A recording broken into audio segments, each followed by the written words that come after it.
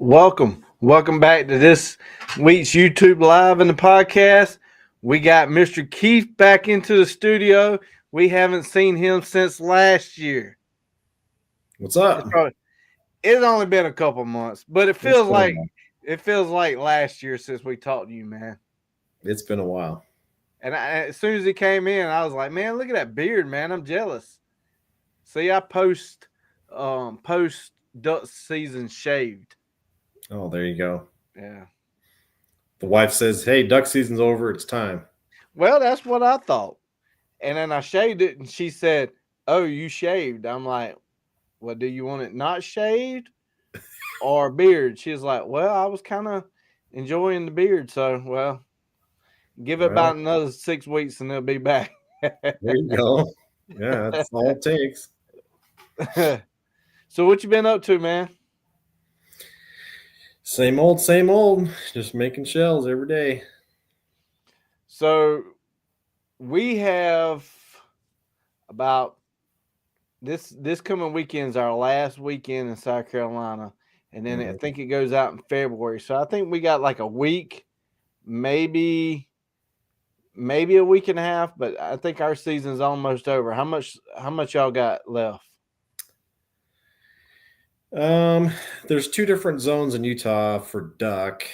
There's the northern zone and the southern zone, and the northern zone is already closed. It closed last Saturday.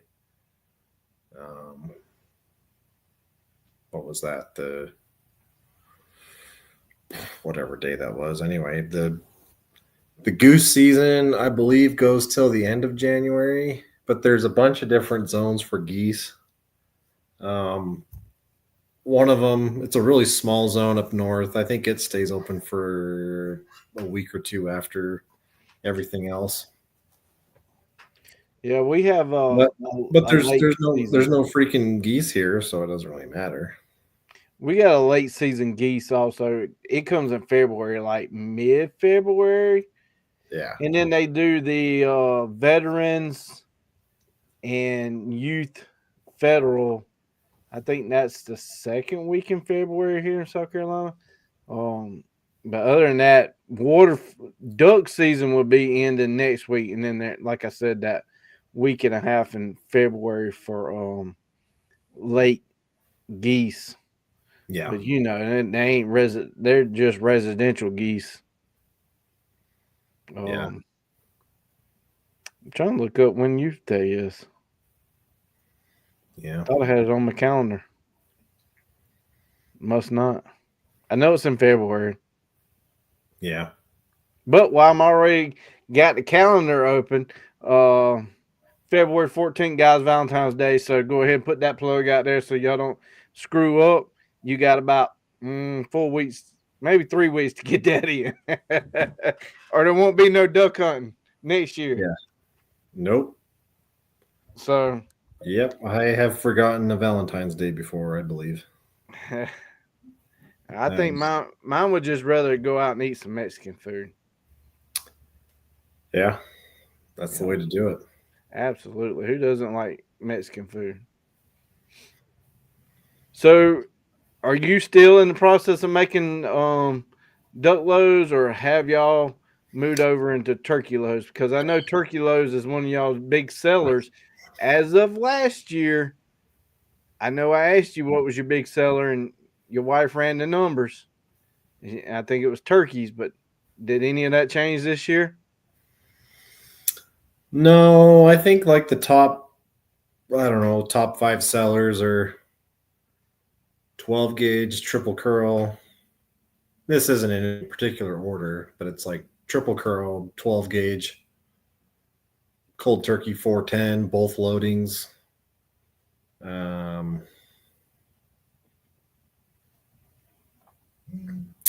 Probably 20 gauge, cold turkey. I don't know. So pretty much what you'd expect. So nothing's really changed. So when does turkey start for y'all? Is it more like April? Yeah, there's a limited entry season in April. I think it's like the second week. It's only about 10 days, I think, the hunt or a week long. But you have to draw, you have to buy points and Mhm. put into the draw system and So about 3 years you'll get it. um well, Maybe. a lot longer than that. Ooh. So it depends on what zone. There's a southern, there's I think two different southern zones, an eastern, western, and northern zone, and a central zone. So, or maybe there's just one. Maybe it's just central is like one. I can't remember. But there's a bunch of different areas. Like we tried to put in for the southern zone this year, and none of us drew. And I didn't expect to draw because I can't remember if I had 1 point or if I didn't have any. But my brother had 4 points and he didn't draw. So he Yeah, put it, he was expecting to draw out and get it done in the early season, but that's not going to happen. we have lottery drawings too, and you can look at your points, and when it resets, it's like, man, it hurts when it resets because you're not getting picked for a couple more years. So, Yeah. but that's how it goes though. You got to keep going, and then eventually you do get picked. But Yeah. Like here in the central zone, it's really hard. One of my buddies, he had 7 points before he drew for this area. This is like where I live, like in my backyard, basically. wow, There's a spot we like to go to. He wanted to draw for that, and he tagged out. But I mean, he drew, and it was like snowing still. He's like, I think it snowed like the day or two before the hunt. He's like, there's not going to be any birds in there. He's like, but anyway, yeah, it's a racket. I don't know. I don't know. how many birds y'all get? I don't know. It depends on it depends on the area in Utah. It seems like the north and southern zones are better for turkeys, but they're all over. This no, I mean like limit wise, how many tags y'all get? Oh, you can only have one for the spring. Wow. Yeah, So we were three. Now this year, they're moving it to two, yeah. and you can't shoot any toms. I mean toms, Jake's. any jakes. So, Yeah, um, a lot of people are doing that. I heard that from somewhere. There was another state that was doing that. right. Um, Here they've got a fall season here. I wish they'd do away with the fall season in Utah because I think I don't know. It obviously messes with numbers a little bit, and then especially since you can shoot 2 to 3 hens, you can Mhm. shoot 3 birds. One of them can only be a bearded turkey.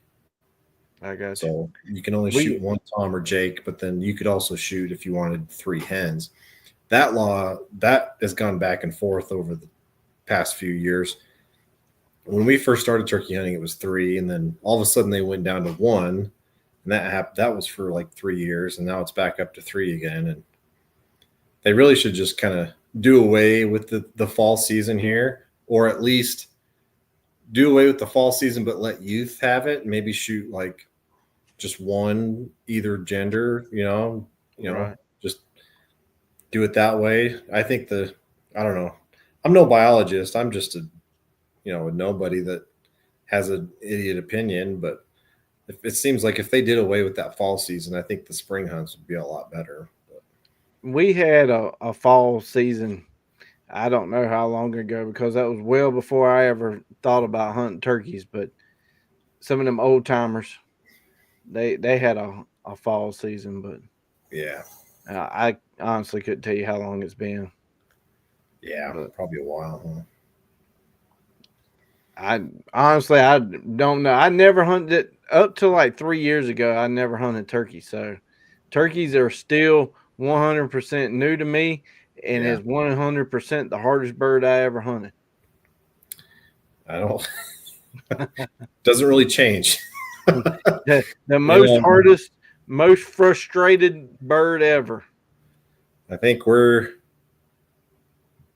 crap. I think we're close to 10 or more years, which isn't a long time, obviously, but 10 plus years now, we still, you know, still a pain in the butt. I I mean, learned so much last year and public hunting. yeah, Like this year with the 2 tags, I really hope to tag out, but we shall see. yeah. I mean, I'll be the first to admit, like, I'm not really a good hunter all around. Ducks, turkeys, deer, doves, like, I, I, I don't know. I struggle, but um, it's just it is what it is. It's still fun to get out and get out there in the spring. It's Absolutely. nothing better. I don't know if y'all got any cold weather, but man, it we got snow yesterday, and which Yeah, snow what we got yesterday for y'all would laugh because we got like maybe an inch, and it shuts everything down here. Like an inch there would be like nothing for y'all, but you know we're not prepared for it. But yeah, it is brutal cold, and for the past 2 weeks has been brutal cold. Dude, we ain't seen no birds. I don't like. I came home and I told you sending messages and stuff. I'm like, dude, I'm like fifth hunt. I ain't still pulled the trigger. Like one thing about it, I ain't wasting no ammo because there ain't been no birds. But I told my wife, I'm like, I'm just ready to move on. I'm ready to move on to turkey season. yeah, But yeah. I'm right there with you. So I don't have our turkey dates put in my calendar yet, but I do have one turkey date in my calendar when I'm going to Texas. yeah, So middle of March, I'm going to Texas, and I hope to scratch that Rio right off the list. nice. They say them Rios are dumber than like any turkey. They say that about Easterns out here. Yeah, I don't know about that. I I think want people I think people think it's easier for others that aren't in their situation. You know what I mean? that might be. It's like, oh, those Easterners out there, like those guys out there east of the Mississippi, like those turkeys are I can't even tell you how many times I've actually heard this. Like this is not even a joke. Like, oh, those turkeys are so dumb. That's why they can shoot two or three or four of them because they're so dumb and easy and there's millions of them. Like, I'm like, dude, I'm pretty sure they've all got the same freaking brains and genetics and it's the same damn bird, just different feather configurations. Yeah, That's colors. it's like, come on. And they always going back and forth on the one in Florida. Like, is it an Eastern or is it just because his Yeah. legs are just a little bit longer for the marsh? I don't know. Like, I don't know. I mean, Swamp. right now there's only 4 species in the United States, and I want to at least get all 4 of them before they take away the species and there only be 3. I want to slam. Yeah. Yeah, I hear you. I mean, it won't be much of a slam if they take that one species away and we only got 3. True. Well, I mean, you got the World Slam, but Hey, talking about World Slam, it was funny. You texted me earlier and said, "What we're going to talk about?" Well, tonight we're going to talk financial awareness. No, I'm just kidding. We both would be terrible at financial. yeah, for sure. We would say, "Go buy some ammo and gun," and we'd be both broke. You wanna lose a lot of money? Like Get start into start hunting. a, start a business in the ammo or outdoor industry. Like it's fun, but If you don't want money, yeah. get into hunting. Get into hunting, especially like double whammy. Any hunting, Get into hunting and fishing, and you will be broke as crap. financially broke. If I had to say, duck hunting is very expensive, but I would think like Good bow and grief. arrow, like archery probably would be the most expensive. Dude, so elk hunting is a big thing out here. Uh-huh. I've got buddies that get into elk and they slay them, and they're like, dude, you got to come out. And he's like, just try it. Like, just you can use my bow and we can go to my stands and blah, blah, blah. It's like, I don't want anything to do with it. I really would love to elk I hunt. know that I would get probably hooked on it. Oh, And that means I got to go out and spend another freaking $5,000+ on a bunch of gear that I'll use once a year and probably not tag out with and all that stuff. The equipment wouldn't bother me. It was that 5 mile hiking in the mountains and terrain that would like brutally kill me. Like, Yeah, all my buddies, they're these skinny athletic types. I'm like, I'm a big fat bearded duck hunter. Like I'd absolutely. die up there. It's I already mean, they hard enough literally with turkey walk. season. Yeah, I mean, they walk and they Yeah. binoculars and moving. And And they I'm like, they pack out hundreds of pounds of elk meat miles and miles and miles. I'm like, dude, yeah, no. Like I got a body. I'll plop my fat butt into a duck boat and putz my way down a canal. It's like that's as good as I'm gonna get, you know. Absolutely. My body is, I'm huffing and puffing after dropping a bunch of decoys. I'm like, a freaking elk, get real, you know. I was going to say, my body is like a flat nosed white semi. You know, them old 1970s, they just a flat nose. Yeah, that's my body. It takes me like 15 gears to get up to speed. And, Yep. I would love to elk hunt, man. I love watching them guys on YouTube and they climbing up in the mountains. And I'm like, man. Look, I put into the lottery system for rifle or muzzleloader elk, and I think I've got 12 or 13 points now, but it's not going to be. There are some areas I believe that I could draw and probably get on something, but at this point, it's like I might as well put in and try to get 20, 26, 20 whatever points to draw a nice tag and to do it somewhere right. good. Somewhere good, it's like hire a guide, because it's like, with the business and just the way that I am, it's like I'm not going to be able to find a freaking 6 or 7 point elk or whatever. And I don't know if it's your state, but I know there's some of them states that them hunting zones are in reservations, and like you have to do it old school, like either walk in, horse. You have to like prepare the meat, take it out like certain ways, and I mean like it is no joke. That is definitely not a just throw it on your back and go out. Yeah, I mean, most people, like one of my guys that I hired, he's a big deer and elk hunter, and he'll go up by himself and kill something, but he has like a team of people, a freaking posse that he'll call or text and say, "Hey, I killed something," and he'll have them all walk up there and they'll all hike it out, and they're still hiking it out into like the early hours in the morning, like 2 o'clock in the morning. They're like, "Yeah, we're done." It's like, it's a different breed of person, I think. So more power to them, and all the respect in the world for me. So especially if you can do it with the bow. I don't know. And they get up pretty close too. They get freaking close. I mean, like not even in a tree close. They're like flat-footed, hiding behind a tree. Yeah, I mean, they're inside 60, 70 yards or whatever. You can shoot, 100 yards. I think a lot of people shoot bows, but inside 50 yards is probably where you want them. Yeah. Yeah, and they got some big old racks. I'd be, yeah. But yeah. So where'd y'all go hunting? I know you went on a trip. We went on a couple trips here late season. We went to Texas a couple weeks ago, and kind of did a spur of the moment deal up in Idaho with a buddy of mine just last weekend. So, your daddy go with you? No, he was traveling, so he was going. I was gonna say, because we know you pulled your daddy out of retirement to come help load shotguns. I didn't know if. Well, he likes it.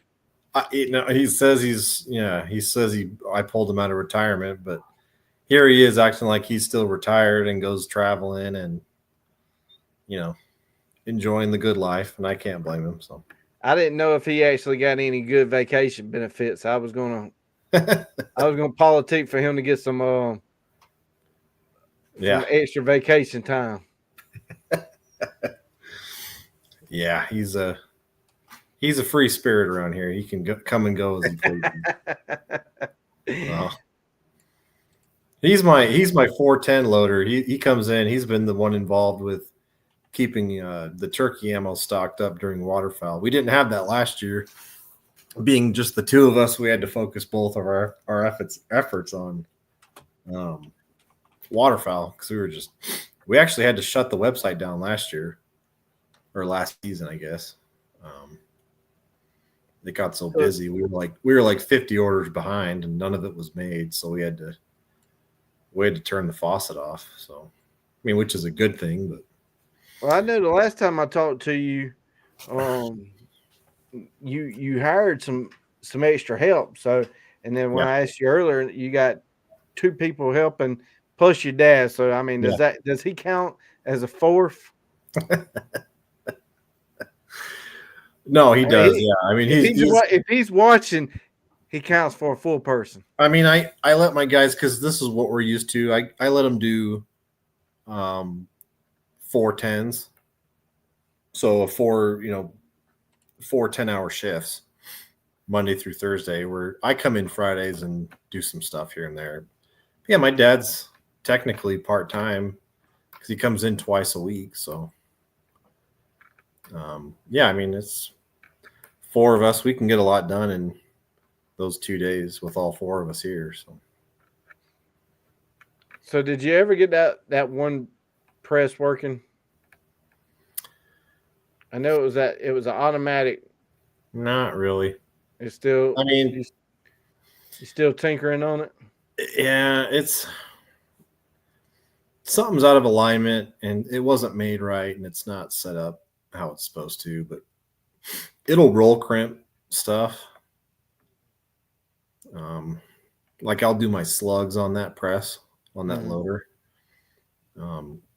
So it does fine with that. And the powder drops, I've actually got like a little vibratory unit on the back. It'll sit there and shake so it helps settle the powder in the shot. But it gets really consistent throws doing that. So So what trying you to do? figure out how to use it because it was, it wasn't a cheap investment. So I'm trying to figure out how to make it worth having around. So what shell you been playing around with? I know you sent me some TSS steel loads. Yeah. 2 months ago because I know I made them videos. Yeah. It's been a while, and Yeah. I took some of them loads with me to Oklahoma and Tennessee, and they were just top notch banger. Like I shot the triple curl last year with straight TSS is pure nasty. But I honestly believe these duplex may be a little bit better. Really? Yeah. Hmm. I mean, they were nice. banger. Yeah, we shot those a lot in Texas. The real good goose hunt that we were on, we were all shooting. I had a few guys shooting straight sevens just in case of the stuff getting out there. Right. I don't know anything about field goose hunting a lot, decoy strategy, but it did seem like the decoys were a little bit further out. So that had me tripping a little bit. So I had a couple guys shooting the sevens just in case. But most of it was the 2 7s and the 4 9s we were all shooting. Could you tell any difference? They were pretty much all right there, so not really. I had the guides. There was 3 guides with us, and they were shooting with us. It was kind of like a content creation. Mm-hmm. They were going to get their stuff filmed. RM was going to get kind of filmed up, and YouTubers were there too. And it was kind I of. didn't get no invite, man. What's up with that? Yeah, well, a different channel. Oh. I don't know. Set up a goose hunt. Let's go. But they were shooting. Those guys were shooting the 4 9s, and I gave them the 4 9s because I was like, what chokes do you guys shoot? And they're like, oh, we shoot. They got like a Jebs, extra full something or other, and they're all shooting super tight. So I'm like, well, I bet the smaller shot sizes would be better in those chokes. Mm-hmm. And the one guide He's a really good shot. I mean, there is a picture. I should have taken a close up. It was pretty gruesome, but he shot a snow goose. There was 5 geese shot in this hunt. Most of them were lessers. The snow goose, one of the snow geese he shot, it had like shaved the entire neck. All the feathers were completely gone. Really? Like it was just the head with the white and everything else was gone. It was just like this pink, reddish, mangled up, nasty. I mean, he absolutely stoned that thing. And I think he had actually centered up one of those shells on a lesser and put the wad pretty much right through the breastplate of it. You know, you don't mess around. If people haven't went on a guided hunt, um, the guides usually shoot the same time as the people. And let me tell you, them guides can freaking shoot. Oh yeah. But I mean, they are out there literally every single day. Oh yeah. They are getting a better view of the birds coming in than you are. But I mean, 100%. they are brutal. I don't know. I kind of struggled this year shooting. I mean, just I think it's a I didn't shoot a lot of clays in the off season, and there weren't a lot of birds around to really you know properly knock the rust off. But yeah, these guys are just they're insane. Like they're just wizards with their shotguns. Honestly, That's what I say about South Carolina all the time. We don't get enough birds, so the right when it's time to shoot, you know, you're hyped up, and the first bird comes in, you miss, and it's like, oh my, you don't have time to get that rust off because we have so many passing shots. We're usually rushing our shot versus when I get to go to a guided hunt, you can get on it and lead. yeah, But around home, it's more passing shots because they don't decoy. yeah, And plus, you know, typically, I don't know, 75% of our birds are probably wood ducks, which have a mind of their own, yeah, but it's a whole different breed. yep, But yep. That's the. I told these guys we were on this hunt. And I told these guys I'm like one of my bucket list birds is a wood duck, and they're all like, "Are you Are you serious?" They're like, "If I just didn't shoot a wood duck the rest of my life, I'd be happy." I'm like, "Hell, they're just not around here, you know." that's about all we got. That and Mergansers. The old razor bills, huh? Oh, hooded Merganser. I mean, you know, Hooded here, mergans. yeah, hooded. We got hooded Mergansers, and if you go to the coast, you can get the red-breasted Mergansers. I mean, them things are twice the size, but you Yeah, know, those are big birds. it's been so bad the past couple hunts that you know we're out there and it's like, you know, I sure would take a hooded Merganser right now. I mean, that's how bad it's been. I haven't shot a hooded merganser either. But You're gonna have to come to South Carolina. blue, all the stuff you guys have, I've never shot. Blue wing teal, wood duck, hooded merganser, black duck, molted duck. I've never or mottled duck, whatever. Yeah, I've never shot those. Different mixed bag out here. So yeah. I mean, like what you got, I ain't on my list. yeah, So I mean that's how it is always. You can always go somewhere and somebody's like, "Man, I can't believe you got a chance to shoot a wood duck," and I'm like, I mean, like like you come really. fight with them jokers because they don't decoy. You whistle for them, and you just hope that you get a passing shot, and Hmm. and then you go eat breakfast. Gee. I mean, you get 20 minutes of this, and it's all right. Where we're going to go eat breakfast. Yeah, yeah. Well, that's how it be. And the way early till season started for me, oh my gosh, I thought this was going to be the best year ever. The second season has 100% let me down. I think if my first season was been as bad as my second season, I think I might sell everything. Right. It pretty I bad. mean, I we we got access, and it's been great in a lot of ways. We got access to some private property this year, and it's nothing to do with the location or how it was managed. I don't think, and it's just the fact that there's no birds. But um, the weather here really got cold the last few days, and down into the almost the negatives, and Oh, all the big water started to freeze up and pushed a lot of new birds down. But it happened literally right as the season ended.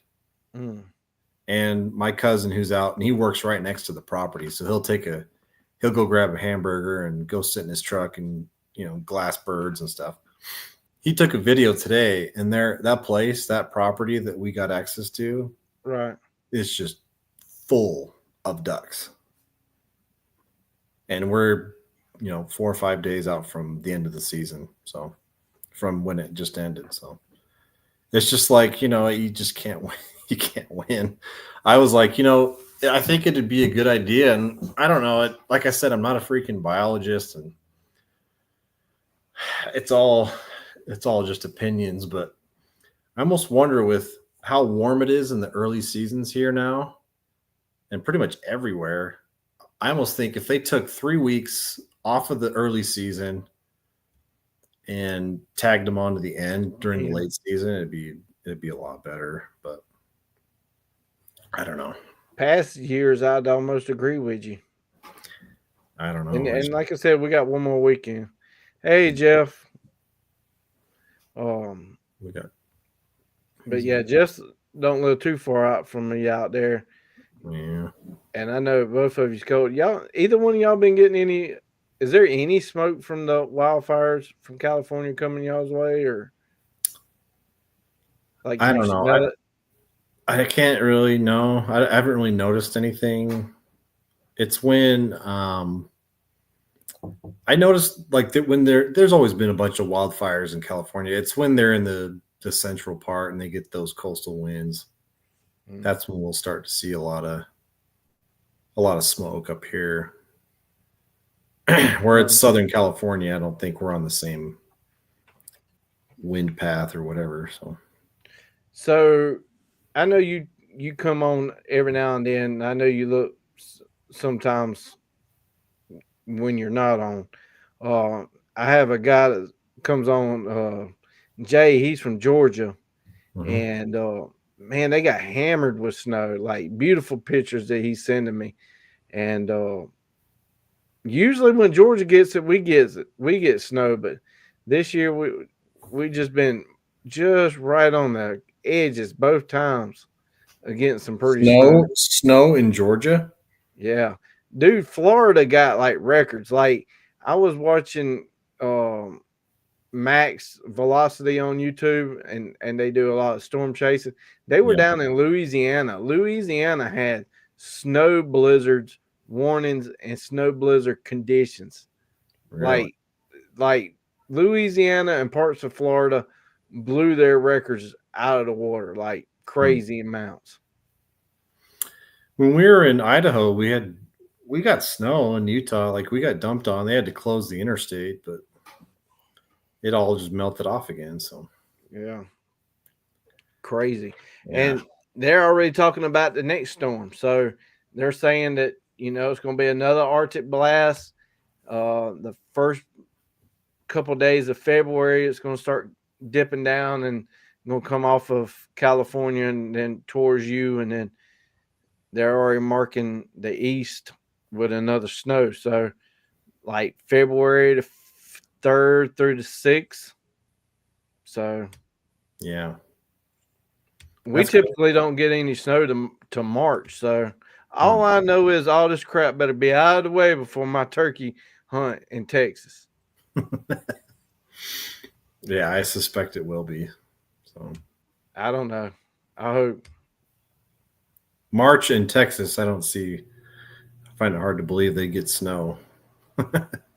Well, they've been in the Then again, single digits but then couple of. again, the way that it is, it seems like the freaking seasons are getting pushed back every year. It's like in October, we're wearing shorts and flip flops. It's like I used to. you know, it did snow and freeze up like mid-October a lot of the time. So I know last time I had you on, I asked you, did have you seen any price changing in the ammo world? Has any of that settled down, or or as now that a new president has came in, are you foreseeing any changes?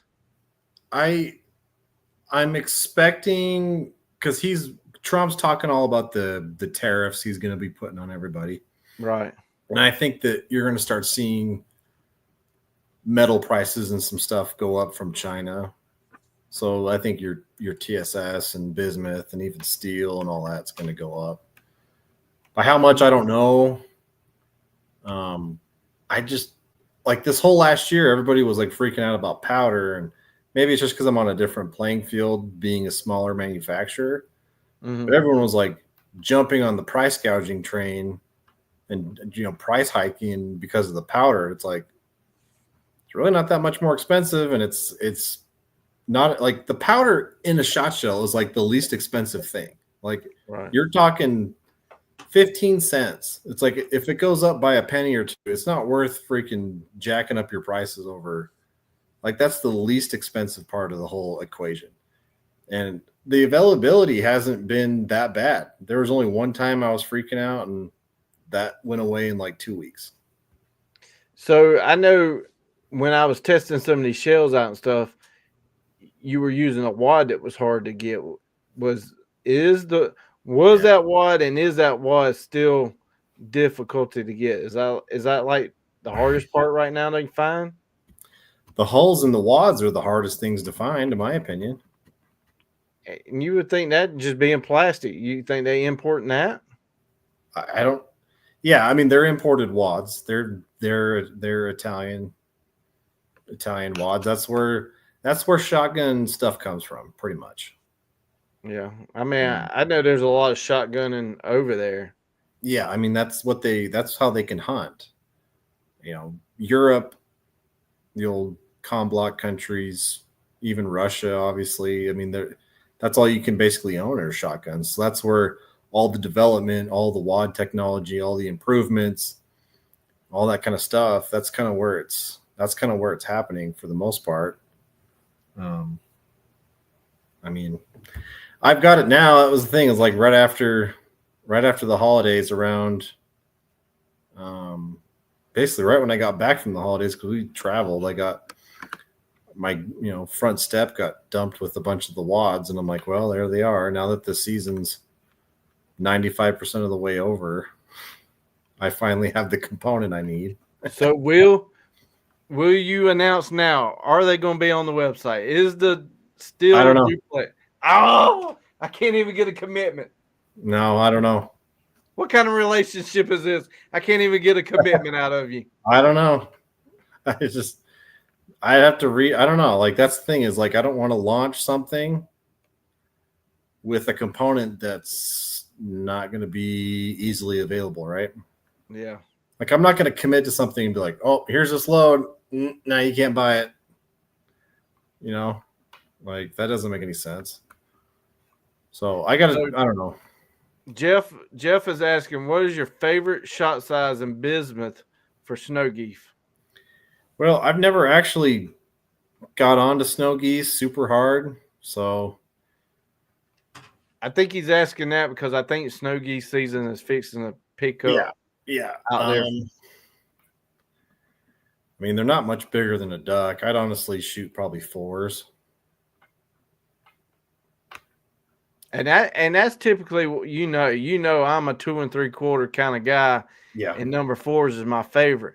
But I did mention to you, I do think that you sent me some 3 inch, and I made some videos out of them.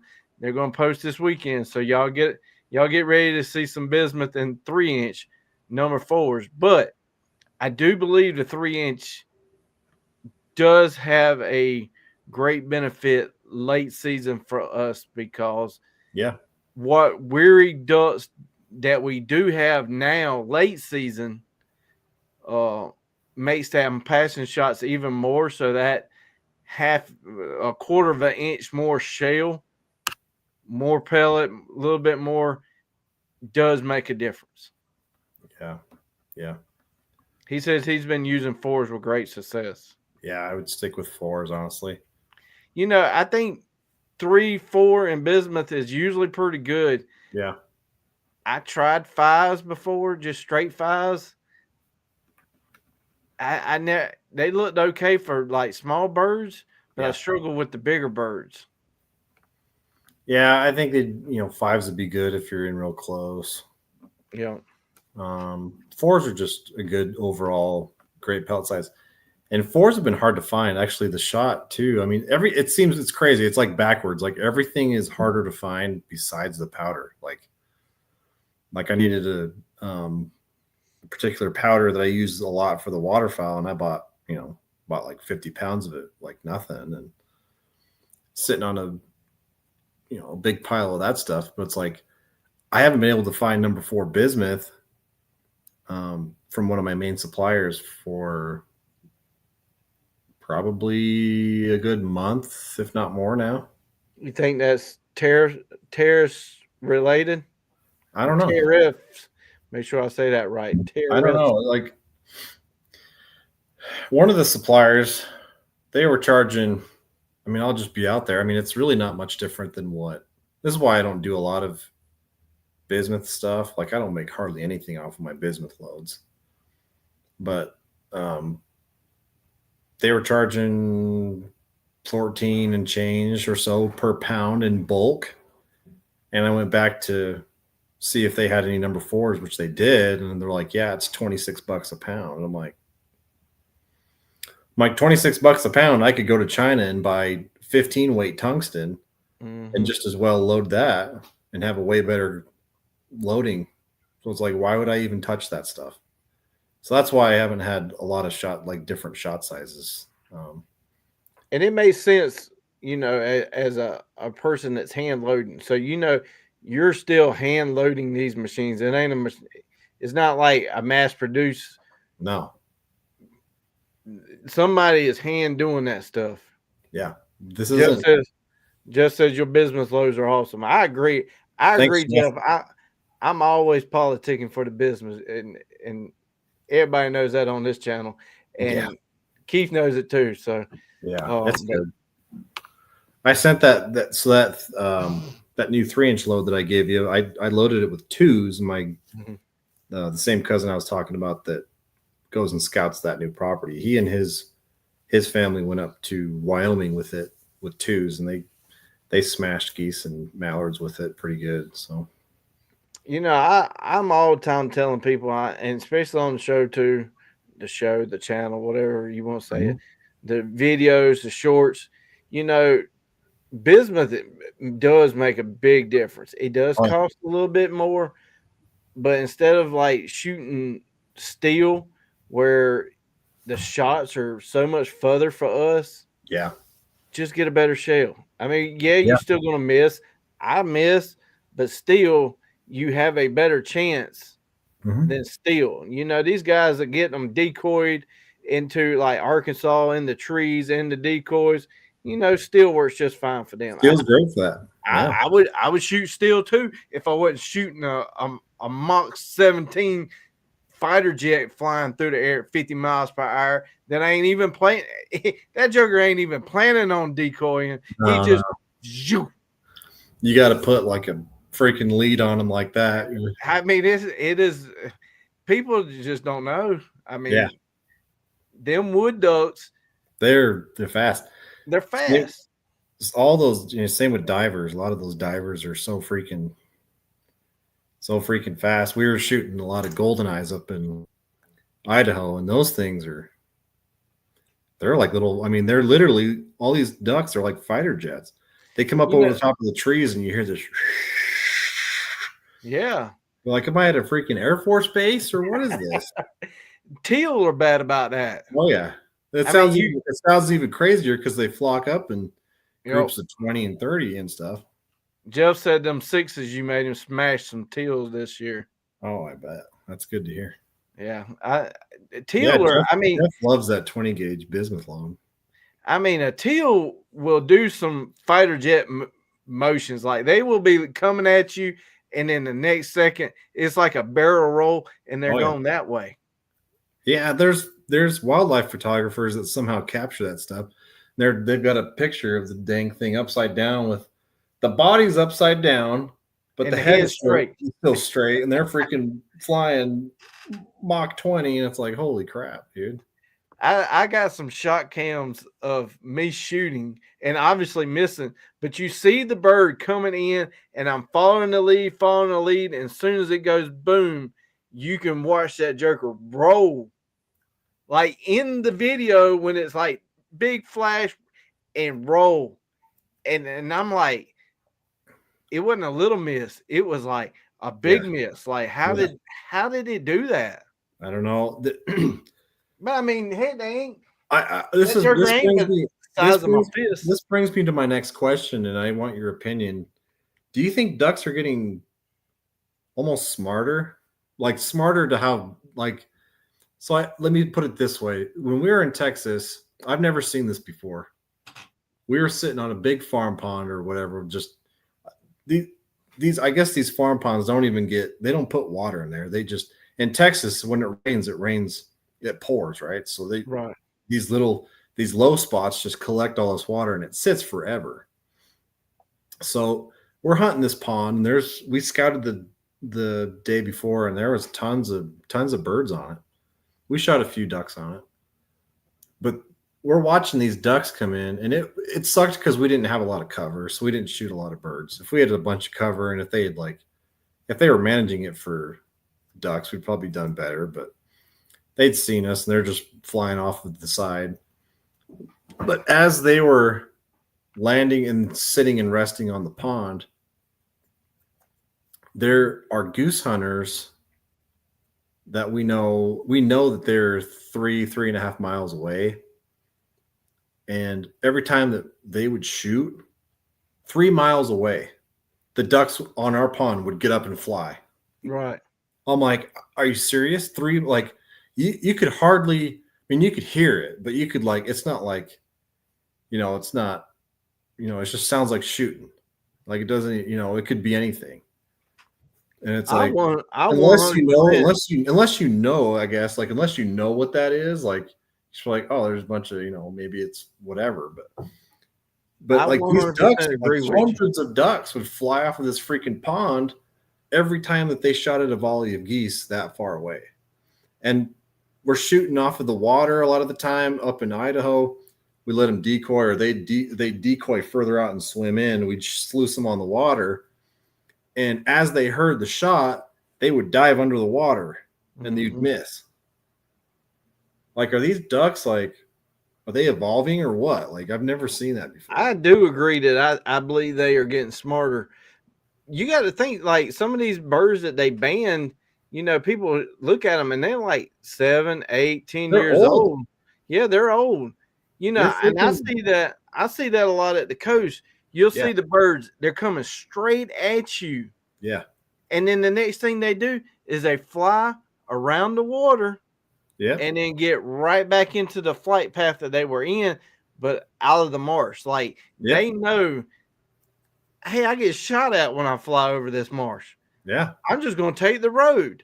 And they take the road and then come back in. We've seen this. We saw this a little bit, and I think it's definitely depending on the area, if it's really high volume areas, which is where we used to shoot, where I kind of grew up, pass shooting, and it's just hundreds of people out there, and it's crazy. But we shot between two rest ponds, and you're pass shooting a lot. We shoot quite a bit of ducks out there doing this, but man, you'd see a lot of those ducks, especially the bigger ducks. Seems like maybe the bigger, nicer ducks, it seems, are the smarter ducks. But you'd watch them as they come up over the water. They coming right at you, and they'd gain altitude. Yep. All of a sudden, they're climbing, and they're way higher than you could ever shoot. And we're standing on the road between the two rest ponds shooting, and they know because of that area I mean, they just freaking climb. They climb and climb and climb and climb and climb. And it's like, holy crap! Like I if we agree. were if we were 100 yards one way or the other, if the ponds had, whatever the road had switched, you'd smash them. Jeff had a question. Well, he had a comment and then a question. Jeff, I got to read it because Keith's getting too old. He can't see that screen he's on. You see all that gray in his beard. He said he'll put your number fours up against any manufacturer. But then he asked, he said, RD, I know the brand of choke you like. What is your favorite brand, the one you shoot in your gun? I know the answer, Keith, but go ahead and answer it. Um, I shoot a lot of True Lock. Yep, I knew that was coming. Scott Truelock. Scott Truelock's like one of the best, nicest dudes I've ever met. Like, I don't know. He's just anything I need, he sends it. And people that I send ammo to, and they don't have the right choke that I feel like for the gun. I'm like, well, what do you shoot? And they're like, it's Benelli, Beretta, whatever. I'll tell Scott, I need chokes. He says, tell me where to send them. And I'm like, hands them out like candy. But they're really good chokes. And if you've ever looked and compared them to other choke manufacturers in that upper tier, I would put them in. They're for the bang for the buck. You can't beat them. Right, and I know a lot of people to shoot his chokes too, and he's up there with Carlson and They're Kicks. I hate to they're say good. another brand that's like twice as expensive, but they all are very good. But even as much ammo as I shoot, and I say it a lot too, you can have a Kicks choke, and you can shoot Salt Creek, and it may be a little high. You change that choke tube out to say Yeah, something else, and it's going to be perfect. But we take that same combination and go put it in the exact same gun over here, and it's totally different. So, yeah, I'm always politicking for pick your shell, yep. pick your choke, get them two married together, and don't Don't change don't anything. change it. Yeah, Yeah, and I don't know if my that's. buddy's listening, but I I think know that's. that's what I told him when he was getting into it. Find a shell that your gun likes and do not change it. Don't go to Walmart. Don't buy the cheap Dove loaves. You find one shell that your gun likes, and that's all you buy for that gun. Yeah, And you just pair them up. You marry them together. I think that's a part of my problem too. Is I've got so many different load concepts, Yeah.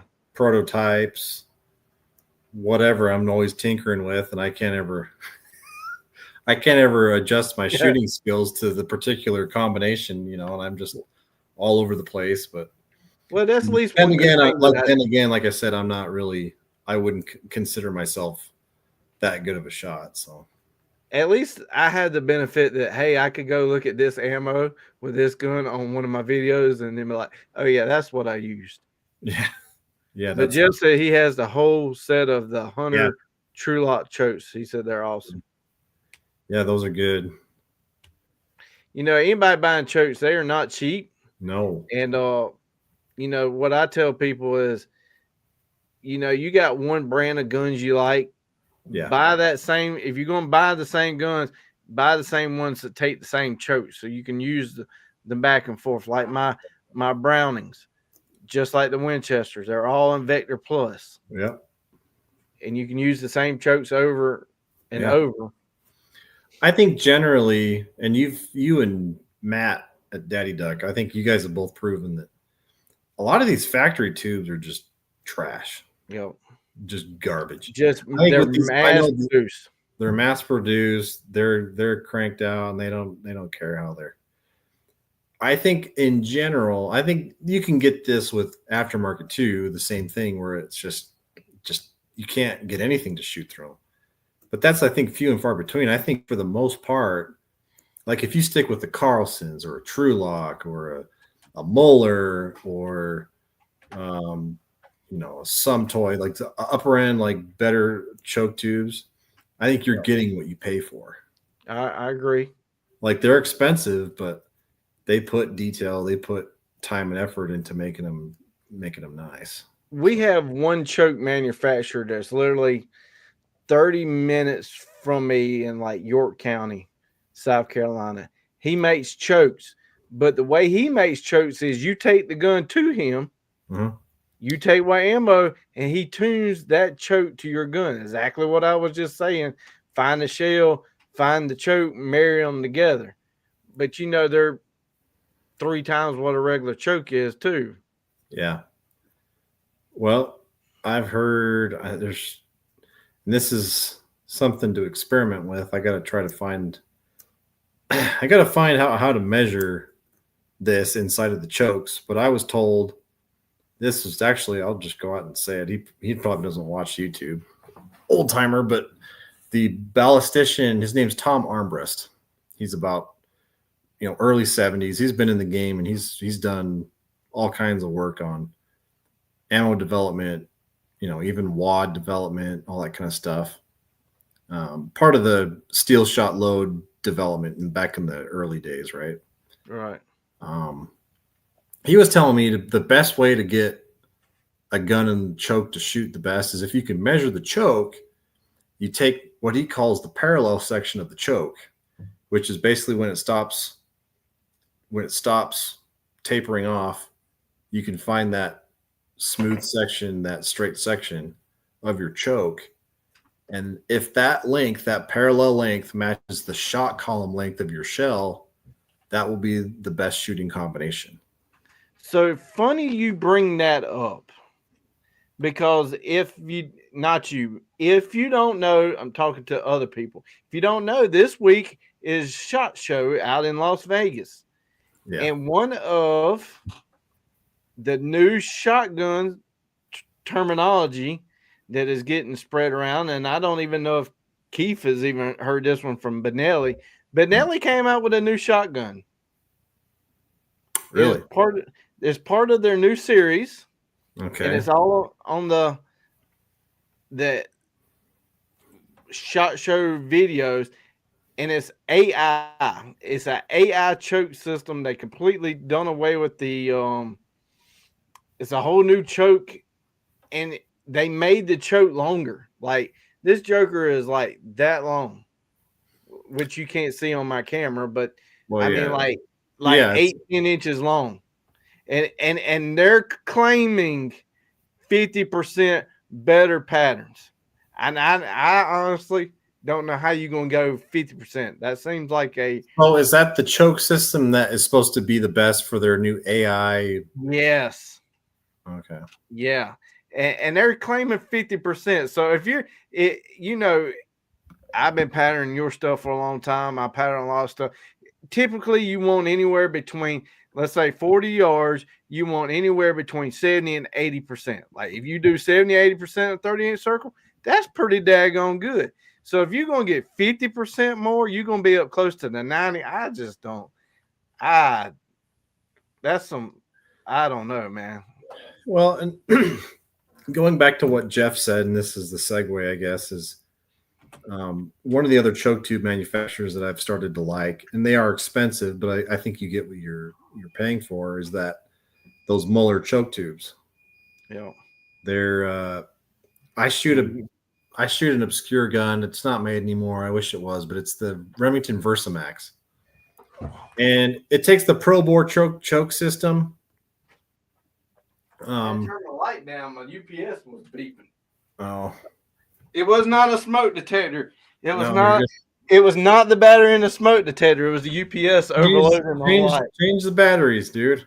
But go ahead. I was listening.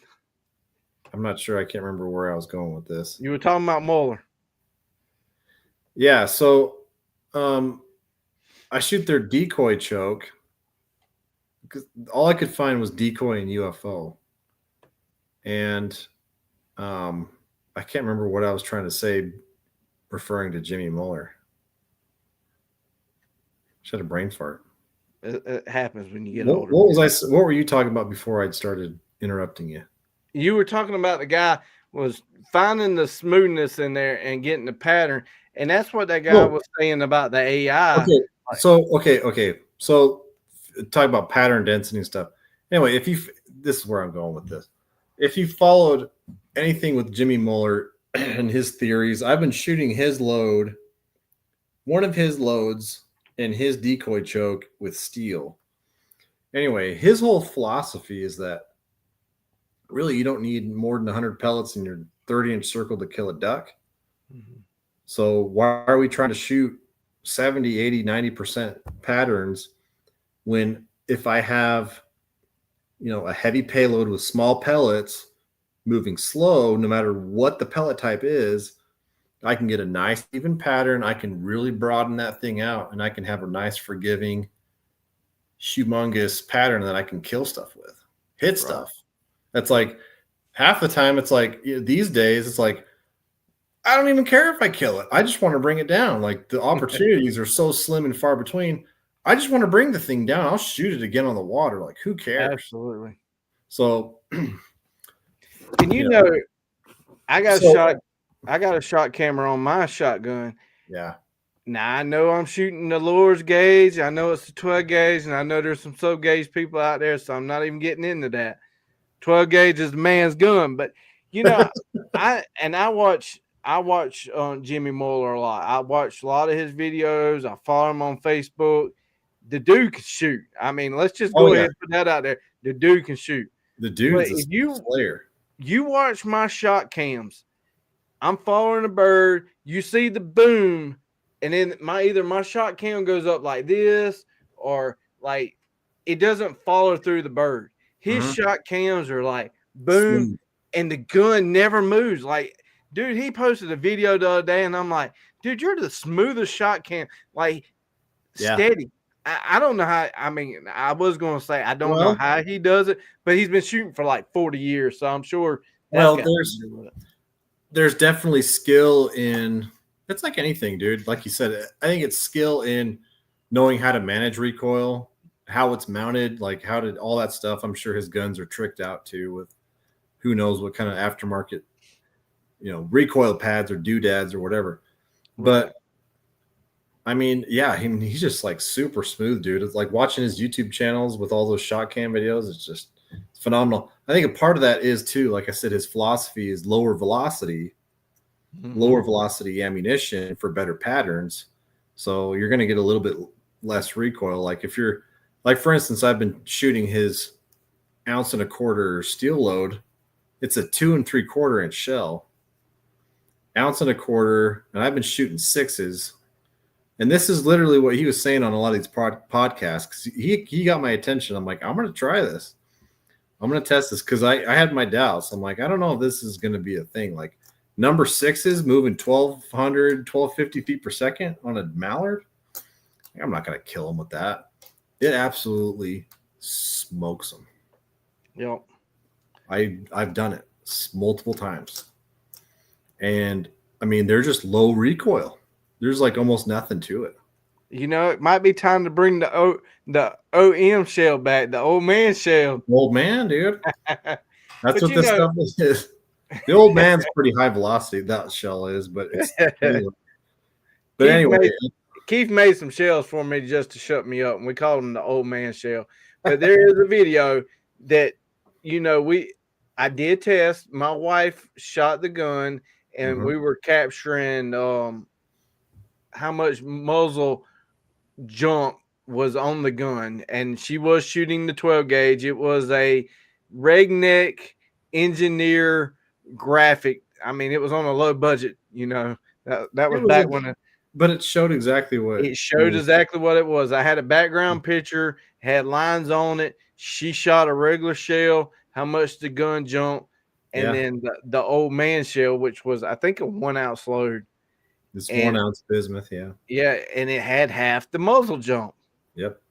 which muzzle jump ain't that bad for the first shot. It's them follow-up shots Yeah. when your gun's now jumped. Now you're trying to get on the second shot. That's where the muzzle jumps. And But this is where I think a lot of people um, don't give enough credit, and this is like a factor, I guess, to the whole TSS game, especially when you're talking sub gauge.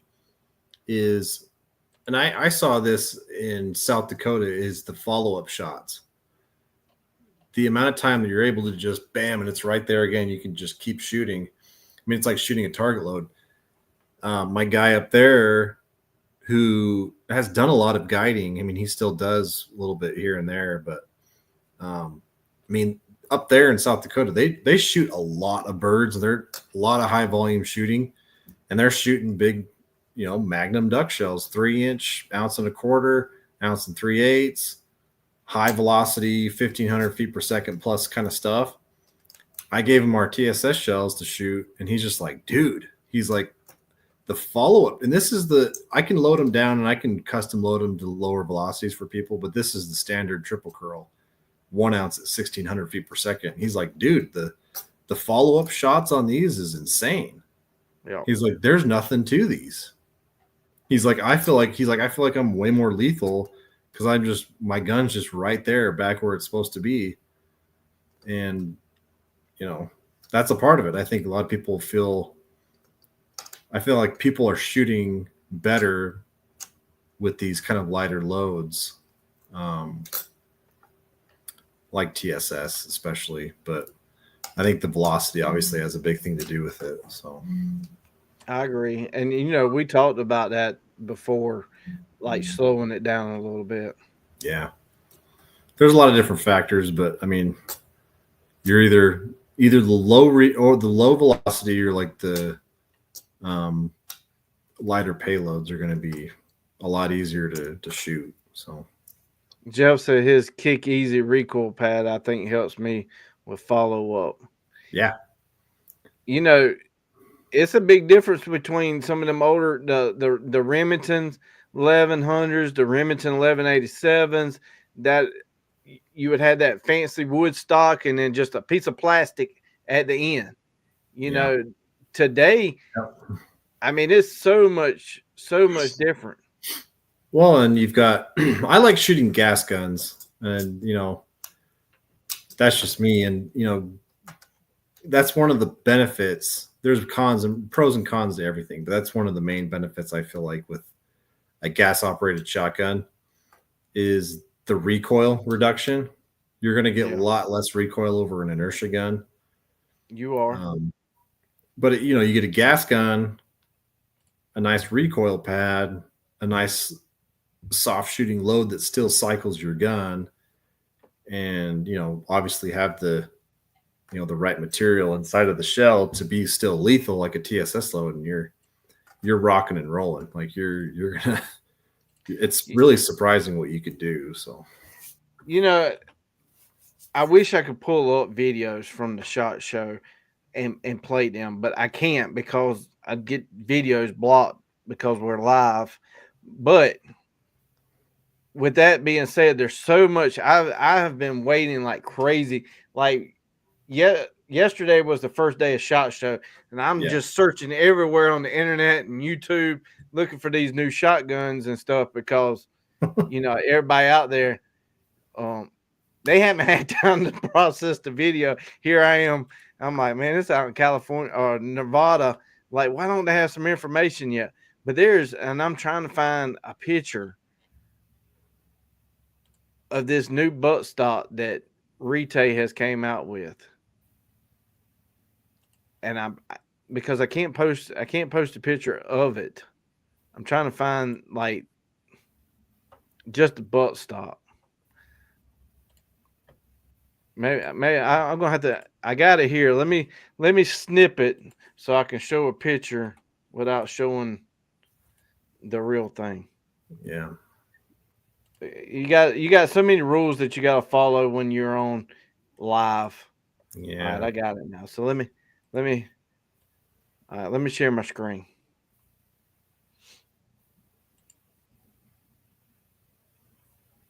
To share screen.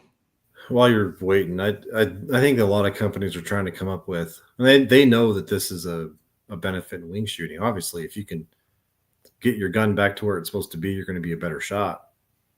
And I think companies are always kind of trying to come up with a better recoil reduction system, whether it's through gas or how the bolt operates, and balancing the weight and the recoil system and the buttstock. It's like I don't know if a lot of that stuff actually works. Like, I don't know either. So this a is lot of why that stuff seems kind of like a gimmick, but then again, I don't know. Like you said, you go back the old days with the metal plate on the buttstock, and you're like, yeah, this thing packs a wallop. You know, I mean, I love some Browning humpbacks, but them are some of the hardest kicking. Feel like, I mean, like a bird shot feels like a mule kicking you. But this yeah, was one of the new butt stocks that have came out of SHOT Show. This little clear part right here is a air bubble, and the first thing that's popped in my head was, oh my god, we're going back to the 80s tennis shoes. Like, you know what I'm talking, about, the little the air pocket in your shoes. Like, man, these things are going to make me jump higher. I'm going to shoot more oh yeah. basketball. And that right there, somebody at the gun store said, hey, why don't we take them little rubber things that's got cushion on them and put them in a Is butt it stop? is it an air pocket, or is it just like a resin or like a material in there? Dude, it's so new you can't find nothing about it. Honestly, I really don't know. I almost wonder if it's some sort of like gel, or you know what I mean, It some kind it of it plastic. looks like an air pocket. Yeah, but like I think those shoes, like those old, I used to wear them as a kid, but it's like I think those were just some kind of plastic or rubber or something, So this is the exact name. Man, I was poor when I was growing up. Um, Of course. we didn't have the gel. Mine was air. So if you got a hole poked in them and you stepped on them, the air would come out. So Sound weird walking around with yeah. them. We didn't have the gel. So I'm I not just sure what they were made of, but who knows, man? you could There be ain't no right. I don't know. there ain't no telling in the 80s. I don't know. So that I just posted it on the screen is what they are calling it. Recoil pad, airy pad. Airy Air pad. ride? There you go. There So you go. I'm thinking air. Airy pad. There you go. I mean, The they thing add that I get, the thing that I get to is like these companies, they claim like 50% more of this, 25, 90% more of this. It's like, how do you measure that? Like, I mean, prove it. Like where are the numbers? Like, where's the evidence? Like, where are the, where's the meat? Like, how do you come up with this statistic or number? I agree. I think some of that's just gimmick too. That's just it. It's like, I don't, I mean they could say it, but how you gonna prove it? I mean, that's what I'm saying. It's like, prove it. Like, show me. Don't just say it. Like, these are 50% more recoil. It's like, okay, well, show me. Jeff says the kick easy is made out of stuff the football helmets is really helps. Yeah, that makes sense. Yeah, I think the Versamax has a similar. It's their, what the heck is it called? It's got some special name to it, of course. Oh. But it's this. I think it's the same kind of material. It's real squishy. Yeah. But yeah, that stuff's nice. Be my luck, I'd have it. I'd have that squishy air pocket. Here I am walking through the briars, and they're gonna poke a hole in it. And every time I shoot, I go boom, and it'd be like the turkey, that yellow chicken.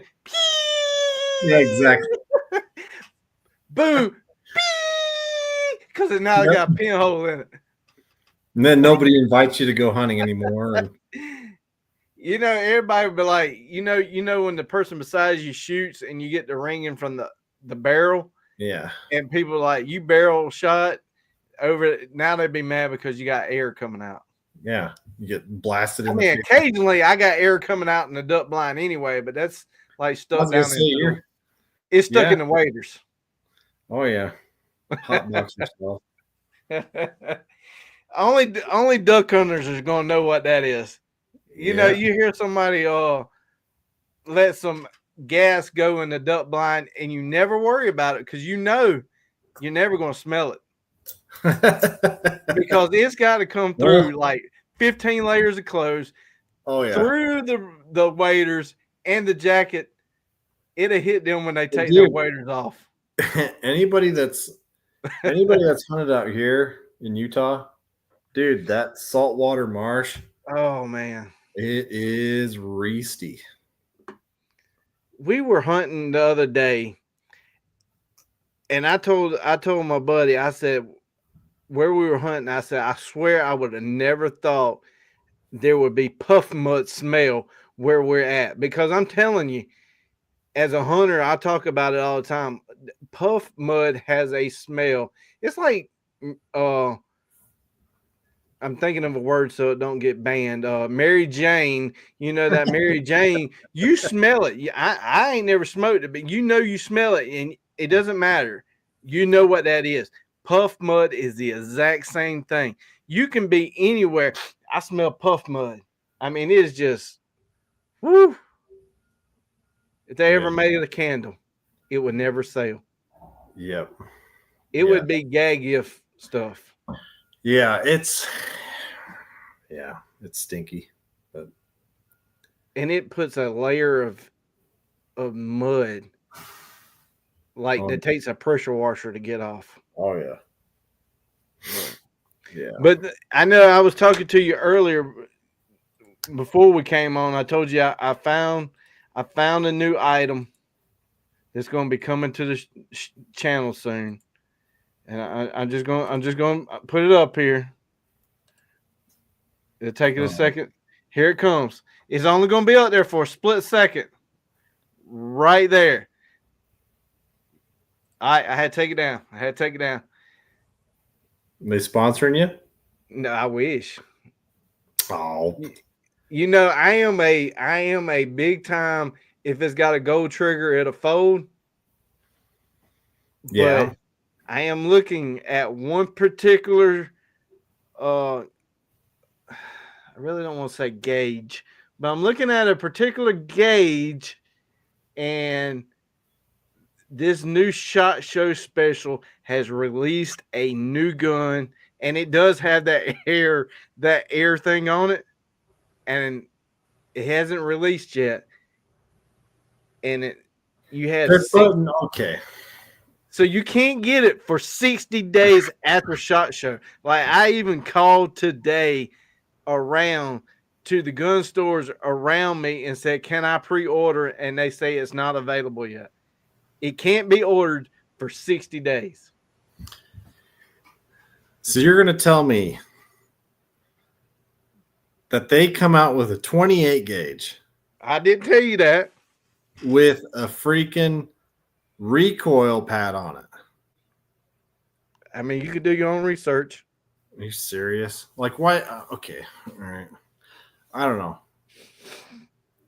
A recoil reduction system on a 28 gauge. On all of their new guns. Well, and they have two. So that gun, how is it different than the Masai Mara or the... They have two new versions. And when you look at these two new versions... The recoil, whatever. Like, is there anything different with the action or trigger? Like better trigger pull, better action? Like, it's all the same gun, different stock? What little bit of information that I've seen, there's not much.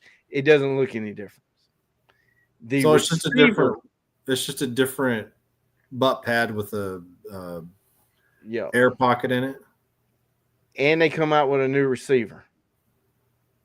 Like a design, just a better 100%. I'm not going to tell you what it looks like, but if you saw it, you're going to be like, Does it look like something off of Star Wars? No, it looks exactly like something off of Browning, like a silver, like a Browning silver. And I'm like, wow, that looks exactly like a Browning silver. I know. Okay, well, yeah, all right. But like I said, they're brand spanking new. They ain't nobody got them. Obviously, if they're making it in a 28 gauge, they're going to make it in a 12 gauge at 20. Yep, all of them. Oh. My thing is this, and if there is any gun manufacturer out there that is freaking listening, please. They're not listening to this channel. I don't care. I'm going to say it anyway.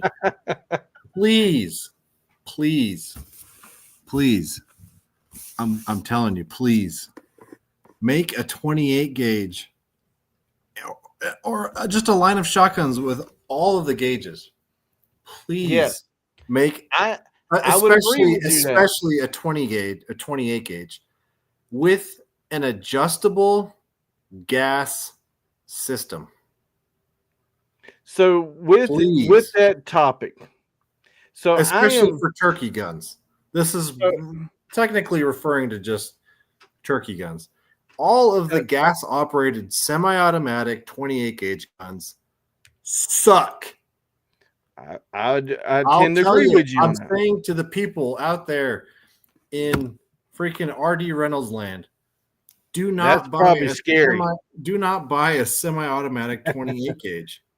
They all So suck, especially if you with want to shoot 28 gauge turkey loads. They're awful. with that being said, you can go do the. I ain't gonna tell you to go do the research, but you can go do the research. Pull up every 28 gauge there is out there, and then go down to the specifications. It's not specifications, and look for length of pull, Mm-hmm. 14 and a quarter. I am 6'2", 240 plus pounds, a 14-inch and a quarter length of pull. Yeah. Looks like I am holding a midget's gun. It looks like I'm holding my son's gun. Like I have held them. And it's like this. My arms are bowed up like this, and they have no spacers. Yeah. I know I'm 6'2". I know I'm pretty tall, Yeah. but you can't make a gun and not offer it. Not what they doing is the average man or woman is this size, and they're making a gun for that. Yeah. You go Trying look to, at all of them. yeah, You I'm a got gorilla. Look at me. I look like the back end of a Sasquatch. I mean, I'm an orangutan. Like, make a man's gun. I agree. And I we put were the gun talking up about and I can freaking see the bead and the whole vent rib. It's like I gotta freaking do this to shoot. It's like, obviously they come with like different adjustable stuff. Like, you can add a spacer. They've got shims. It's like it feels like I'm holding a youth this model. is why I like Remington, because they used to make them for men. They fit me. Like nothing really fits me besides Remington. I was shooting a Browning, and Browning they don't make children's length of pull and guns, but for a standard size, right? But it's like I couldn't shoot my dad's A5 this last weekend. Worth of crap. It took me half a morning just to figure out how to shoot the dang thing. I thought I'd forgotten how to shoot a shotgun. Every gun that I get, I have to add the half-inch spacer. Yeah. Every gun. Like, and that's what I tell people. I'm like, you need to get your gun fitted for you, because you really don't like when you you 100%. look up on YouTube the straw test. You put a straw on your bead on your rail, and then when you close your eyes and you open it and you can't see down your straw, well, then that means your gun's not adjusted. If you can't see straight down that straw, or you see half the straw is cockeyed, well, that little eighth of an inch that you're off is going to be 2 foot off at the other end. Yeah, that's huge. And I'm literally having to add a half an inch to every shotgun that I own. Yeah. I'm like 15 and a half inch length of pole, dude. That's what mine is too. It's huge. It's ridiculous. Yep. So Jeff said, Keith, they said the 28 has a 2 3/4 is a square load. What is a square load? The only square load I know is that the black box. Is it the Duralock? They're square pellets. No, the Duralock.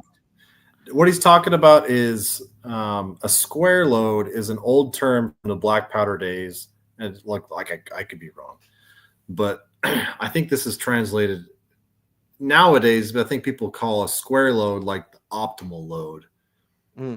Shock. So like 28 gauge, a lot of people say the 3/4 ounce load is the optimal square load of the 28 gauge. The old term at least as far as I'm concerned and know, is that it's a black powder term. You could take the same volumetric measurement of powder and shot. It's like the same vessel that you measure your powder is the same one you use with the shot. That's a square load. I got you. That would be like a certain, you got the different drams. So you got like your dram measurement. Like if it's a 3 dram powder measurement, you measure up your 3 dram thing of black powder, dump it in your shell. Then you take that 3 dram measurement, fill it up with shot. After you put all your wadding in, then you put your shot in. I think it's more referring these days to like what the optimal load is for the bore diameter, and it comes to all the play with like the bore diameter, choke, and everything. Just what pattern's the best historically in that gauge. So I think that's what that means. I could be wrong. Like I said, he said thank you. So that must have been what you're talking about. But if you go back and watch some of them videos that Muller's talking about, that's what he shoots a lot of is 28 gauge. Yeah. I think he shoots a lot of everything, really. I've heard he's a big fan of 10 gauge too, just because of how many dang pellets you can get in there. But I'd like to see him with a slingshot. He'd probably kill one at 60 yards with one. He would be the only guy that I know that could put a shot cam on a slingshot and not have any recoil or whatever. It'd be like the perfect shot. Poof. Yeah, probably. I don't know. The guy shoots. He said these are all. I don't know. I'm sure he's not. I don't know if he's lying. He says he's claimed he's shot like hundreds of thousands of clay pigeons in his life, and it's probably true. The he's not necessarily a spring chicken, so no. But it's like that's a lot of ammo, dude. It's like after that, given his shot cam videos, I don't doubt it. I think at one time, what I was told, he had his own skeet range light. No kidding. Yeah, that's what I've heard is he had his own range. Well, you've seen his videos. It's like the guy can shoot, and that doesn't come from nowhere. So no, it does not. So Jeff asked, can any gauge have a square load, or is that just 28? I just think it's a misunderstood term. I don't think that really. Probably. Like I said, I think that it more has to do with, like, I'm trying to figure out and research more of this, the parallel section of your choke tubes, and how that correlates to the shot column. Well, if Benelli is true with their 50%, I know 2 people that probably won't be having one, and it's going to be me and you because we can't afford the gun. Well, have you seen the dang? I think it's a part of their ethos. It's like an ethos. It's like an ethos action with that big giant bore. It's like a 10 gauge bore diameter. But those dang things are like $3,000 in like the stock model, right? I think $3,000 is on the bottom end. Yes, I think it's like mid threes. It's expensive. It's like and it's got carbon fiber ribs, and I'm like, man, there's no way you taking that duck hunting, dude. Let me take it back. I'm sure somebody is. I wouldn't. Okay, the carbon fiber. So we've got a 28 gauge Benelli Ethos. My dad owns one. It's a great gun. Shoots great. It's fun to shoot. My only real gripe with that gun is that the ventilated rib is that carbon fiber, and it is loose. It wobbles around, and you can shake it. We mounted one of those Meadow Creek mounts to it for turkey hunting. Mm-hmm. My dad missed a freaking bird with it because I think that thing was just wobbling around. So that's my only gripe. That's my only gripe with those Ethos. It's like, can you just mount a regular steel rib on there? Just be a regular company. Don't do any of that fancy. Like just do it like it. Like that guy, that Instagram guy. It's like, make a metal ventilated rib. Be a man. I do own the Super Black Eagle 1, but I don't own a 2 or 3. No. And I sure don't have the funds to get an Ethos. Look, I'm not I'm not clamoring to go out and buy a super black eagle anytime soon. So his Jeff's question is, how big are your dry bags? They're I don't know. enormous. I don't know measurement wise, but I know I can get 3 boxes and it roll up in there. I can fit easily 100 rounds of 12 gauge in that thing. Yeah, and that's what I was talking about. Three boxes of 12 gauge easily, and roll the corner In the boxes? Yes. Okay, I'm talking loose, like out of the boxes and stuff. I can fit easily 100 rounds. I am. This is what I now. I don't. It doesn't have to be, but I switched over. Instead of taking boxes, the Cabela's plastic. I mean, I guess they're just plastic boxes, but I can get 3 of these in your waterproof, and it roll up. That's plenty.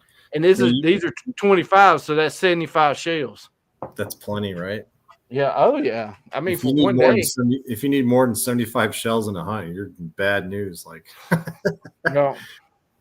Yeah. So what I was doing, I've been carrying like my TSS ones that I carry. I have a row of your bismuth, and then I have some steels, and I use for steel for follow ups. But I don't be using no good stuff for cripples. Yeah.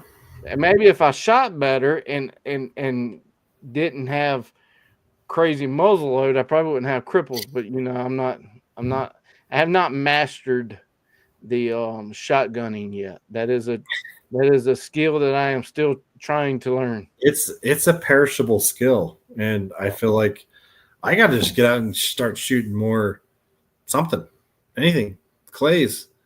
I'll just start chucking rocks and shooting at them. Like I gotta figure out something to keep my, whatever ability that I think I might have had at one time just there still. Because there's no dang birds to shoot at here, dude. How are you supposed to keep up your shotgunning skills during the duck season? Turn around, man. When there's 6 of you duck hunting and you only kill 3 ducks. Turn around, man. You preaching to the choir. You need to be preaching to the audience. you looking at the choir members back here. I completely understand you. Look, it's seriously like, how am I supposed to keep up how to shoot a shotgun when a freaking group of 10 of us can't even kill 3 or 4 ducks? I agree.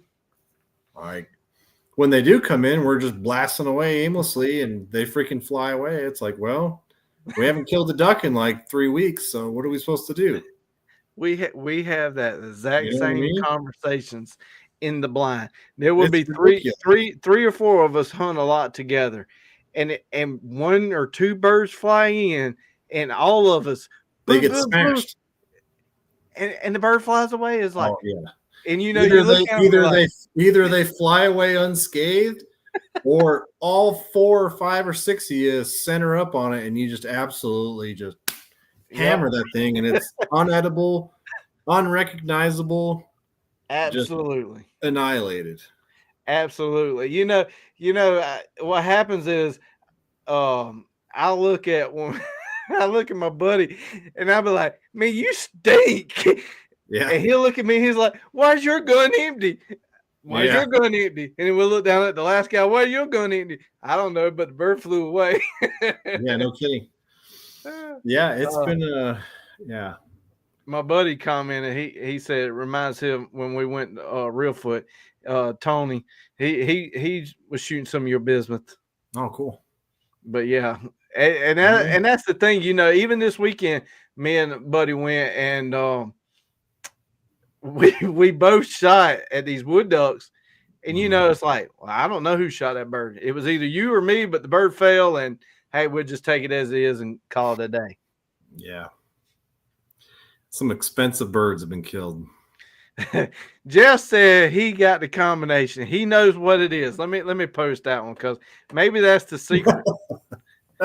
He says, man, if you have to hunt hungry, then you'll kill them. Is that what you do? You just don't eat the day before, and you're just out there like, Jeff, I can promise you one thing. My bag has got Scooby snacks in it. And I know that loose lemon Tony there, he got Scooby Yeah, snacks. He don't even have Scooby snacks. That Joker's got like heck yeah. salami, beef jerky, like Oh yeah. crackers. I mean, I think he unzipped lots some loaf bread and made a sandwich. Oh, dude, we've We, got, especially when I have to bring my, or when I get to, when I get to bring my son when the weather's right and I can bring him. That kid is a snacking fool. I mean, he's 8 years old, right? I mean, isn't We've that got, what we've adult got, season is? we've got jerky. We've got freaking crackers and trail mix and all like gummy snacks. It's like, good grief. Literally, like 2 weeks ago, one bird flew in, and the guys looked at me and they was like, "Why didn't you pull the trigger?" And I'm over here with like food in my mouth. I'm like, I had I'm to eat a eating. snack. Didn't I'm, have a I'm, gun in my hand. I'm snacking over here. Like, what are you doing? Jeff says that's why the five guys missed 3 ducks. Come on, man. Yeah. Because it messed up your freaking shooting mount because you got a cheek full of jerky or something, and you're Well, on fairness, Jeff, in South Carolina, we have to get to the public. We have to leave like I leave my house at 1 o'clock in the morning. We get to our spot at 3, 4 o'clock. Man, I'm already like by the time the birds are flying, that is my lunchtime. Like, yeah, yep, the public hunters are. yep. I made a short the other day, and it is Cat Williams, and he's talking about when he did his little interview, and he's like, on paper they're better than us, and then when he stands up, but he's like, when we get on the field, we're going to show them something, and that's how I felt when I made that short, like public hunter versus these private flooded fields, you know. On paper, y'all might be better, but when we get out, we're gonna get on them. For sure. Or miss, one of the two. Yeah, or just miss 3 times. But regardless of how many we miss, regardless if we get birds or not, we're gonna have a good lunch. That's all I got to say. Oh yeah. That's how I base my hunts is if we stop somewhere different and get a good meal. One of our spots, one of our, I'm not even talking hunting spots because they're all trash, but one of our lunch spots after we hunt, it's a little Mexican place. They've got this little like tomato based soup that they bring out for free just while you're waiting for your Right. food. That stuff's so hot and you're freezing you're freezing cold, and they come out with this hot soup, and oh man, Now like your nose is running. that hits the spot. Jeff says that you have to be there by the bars closing around here. Jeff, kid you not, New Year's Day, which would have been New Year's Eve, but New Year's Day, we were going to the coast and we passed by this bar jukebox dance club. It was 3:30 in the morning, and we're going hunting.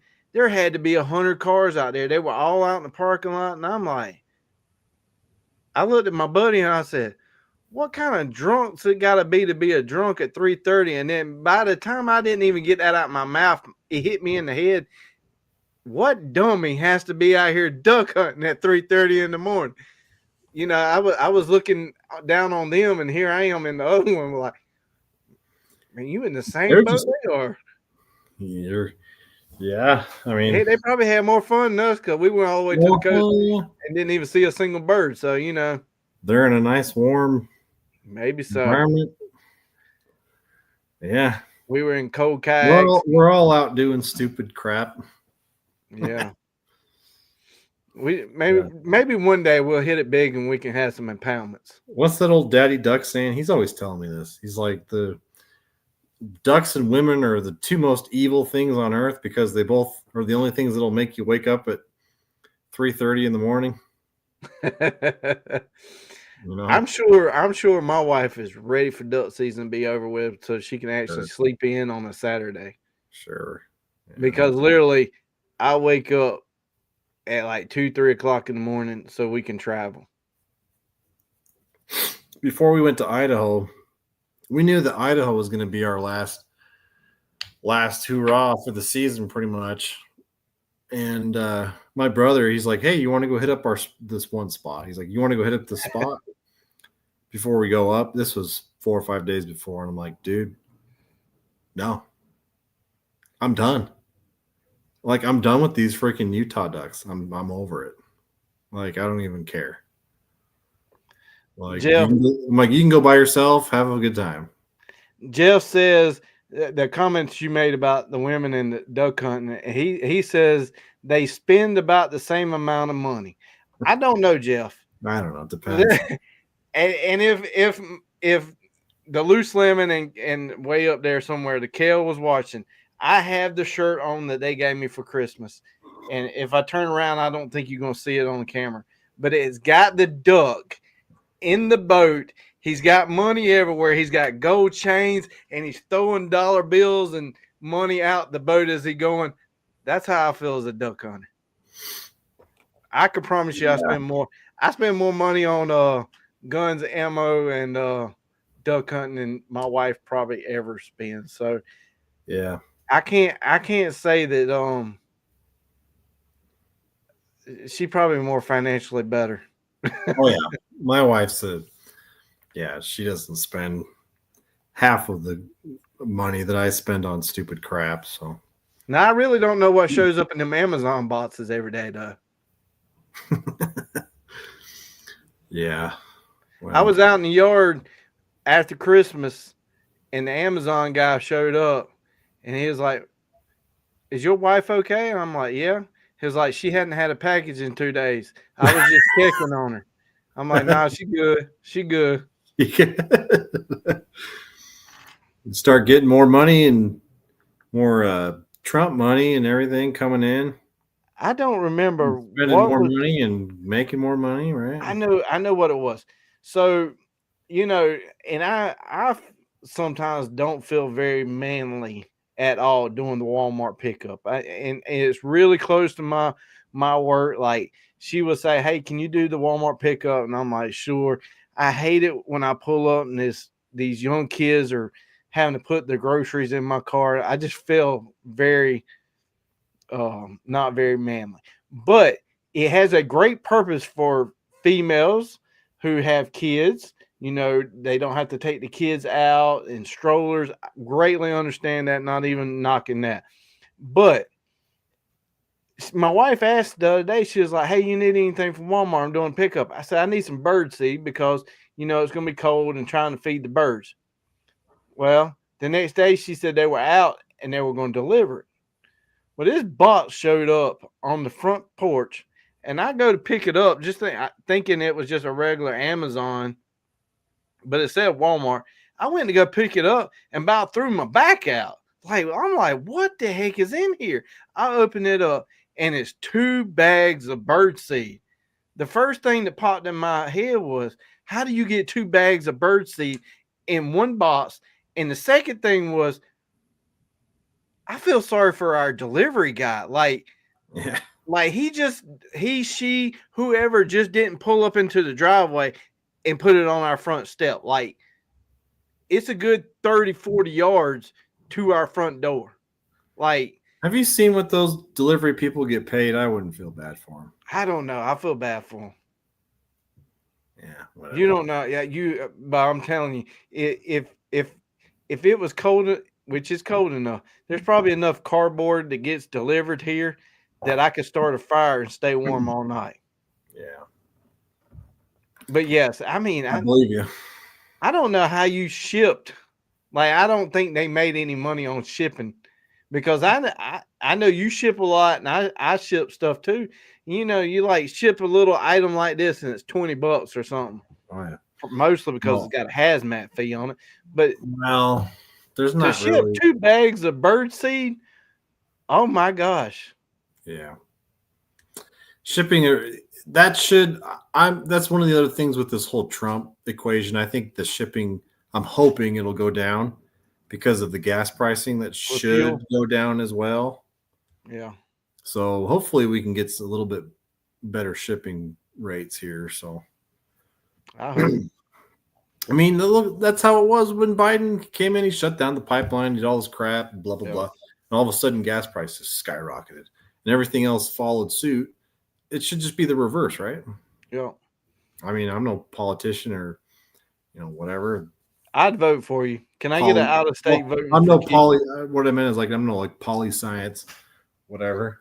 I just know how to make ammo, dude. I don't know anything. Like I'm just saying, like we should get some better freaking rates around here. There's a guy today, freaking guy today. I felt so bad for him, poor guy. He literally bought a box of just the 2.5 inch ammo, Uh-huh. a box of the 410 2.5 inch turkey. It doesn't even weigh. I think altogether, I got to weigh the package before I type it into the computer to kind of come up with the rates. I made sure because I went back and did it again because I'm like, this is insane. I went back and I did it. Okay, ounces. It was like 7 or 8 ounces, not even a whole pound. And I put it in, and it was like 20 something bucks. Whew. I'm like, dude, what the heck? I'm like, this guy must live in the sticks. It's normally like 10, 12 bucks, somewhere around there. But this guy just got absolutely violated. Let's put it that way.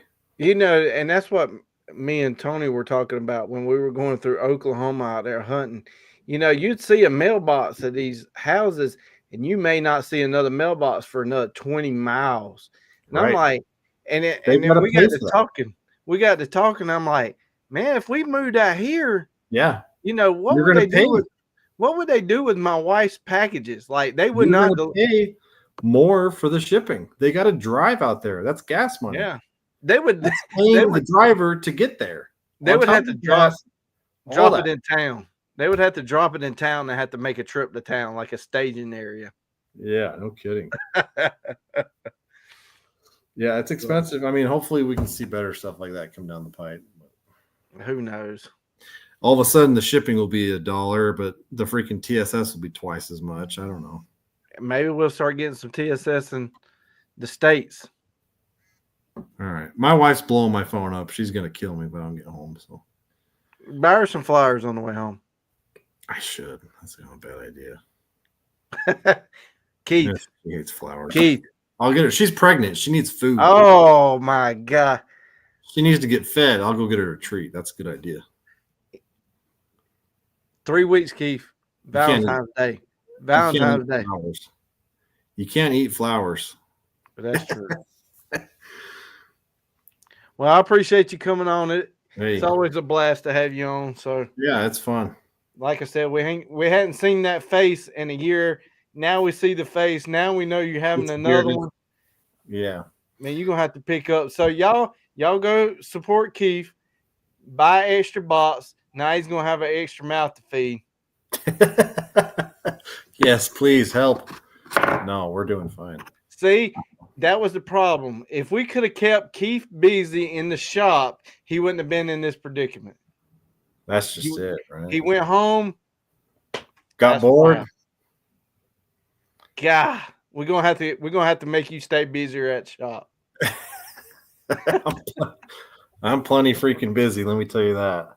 Well, that's a good. We're in a weird section now where it's like waterfowl and turkey are kind of doing this. Yeah, and we're just right in the crosshairs, and we're getting pounded right now. So, point is if anybody's watching, any like diehard fan, I know Jeff's watching. If you're wanting turkey shells, give us some time. Be patient. Obviously, the seasons aren't going to be in for a month or month and a half or so, or whatever. Yeah, we're still trying to get rid of waterfowl orders and get those out. I mean, it's been crazy. So it's been good. Well, like one thing I always said about, like I said earlier, find a shell that fits your gun. At least when Keith's hand loading, like some of these shell manufacturers, like you find in the stores, you don't know if they're changing the wads. You don't know if they're changing their powder. You don't know what they're changing. One day it might be shooting good. The next day it's not. At least when you're doing hand loading, it's consistent. There's lots of variances in factory ammo. It's not to say that they don't perform.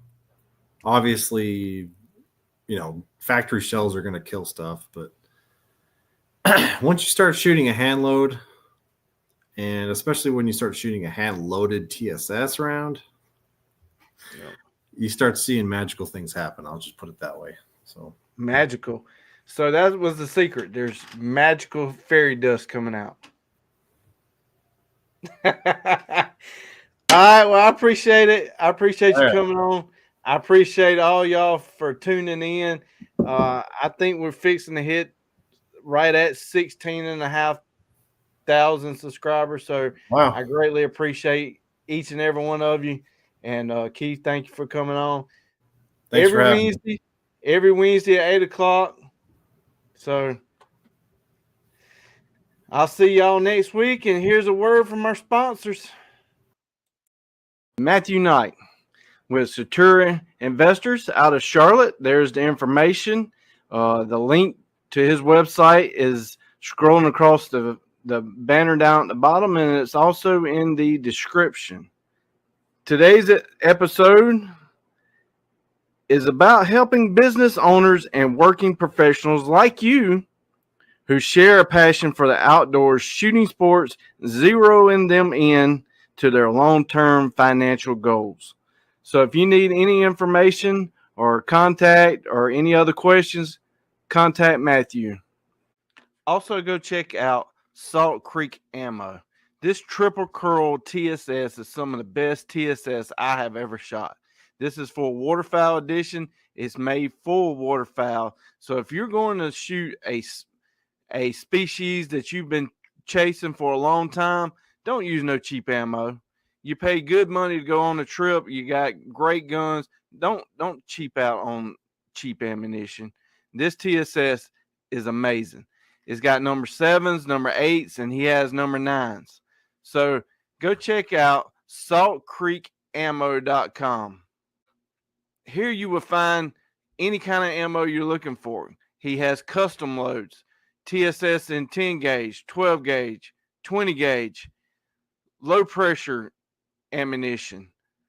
You got Predator ammunition, turkey ammunition, anything you're looking for, give Keith a call. Also to the channel, Kicks Industries, most people will know them as Kick Chokes, has came on board, and I have done a bunch of series lately on waterfowl choke tubes, turkey choke tubes, deer choke tubes. So go check out Kick's website for all of the chokes that can fit your guns. Flint Ridge Hauling Service, LLC, has partnered up with the channel. It is your go-to provider for all your hauling needs. They are not just any hauling service. They are an active DOT interstate hotshot hauling provider. Flint Ridge Service, LLC, prides itself in the reliable transportation services. This team ensures that your cargo is delivered safely and on time no matter the distance. Whether you need to transport goods across the county or state line, they have the capacity and the expertise to meet your hauling needs. Equipped with a smooth riding 40-foot air ride equipped trailer and a max hauling capacity of 20,000 pounds, there's no load too big or too small that they can't handle. Look no further than Flint Ridge Hauling Service, LLC.